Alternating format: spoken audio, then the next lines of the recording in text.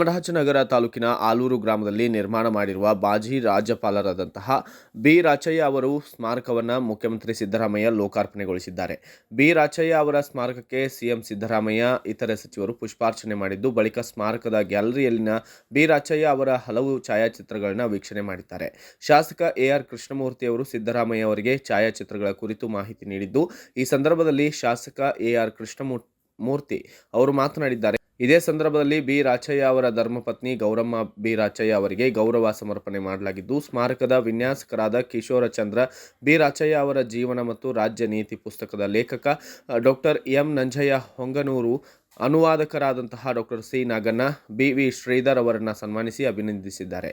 ಈ ಸಂದರ್ಭದಲ್ಲಿ ಜಿಲ್ಲಾ ಉಸ್ತುವಾರಿ ಸಚಿವ ಕೆ ವೆಂಕಟೇಶ್, ಸಚಿವರಾದ ಎಚ್.ಕೆ. ಪಾಟೀಲ್, ಡಾಕ್ಟರ್ ಎಚ್.ಸಿ. ಮಹದೇವಪ್ಪ ಸೇರಿದಂತೆ ಇನ್ನಿತರರು ಇದೇ ವೇಳೆ ಹಾಜರಿದ್ದರು. ಮೈಸೂರು ಜಿಲ್ಲೆ ಹಾಗೂ ರಾಜ್ಯದಲ್ಲಿ 52 ಕೂಡ ಪ್ರಥಮ ವಿಧಾನಸಭಾ ಚುನಾವಣೆಯಲ್ಲೂ ಕೂಡ ಶಾಸಕರಾಗಿ, 57 ಶಾಸಕರಾಗಿ, 67 ಮತ್ತೊಮ್ಮೆ ಶಾಸಕರಾಗಿ ಎಸ್.ಆರ್. ಕಂಠಿ ಮತ್ತು ಬ್ಯೂರೋ ರಿಪೋರ್ಟ್, ಸ್ವಾಮಿ ಬಳೆಪೇಟೆ, ಭಾರತ ವೈಭವ ನ್ಯೂಸ್, ಚಾಮರಾಜನಗರ.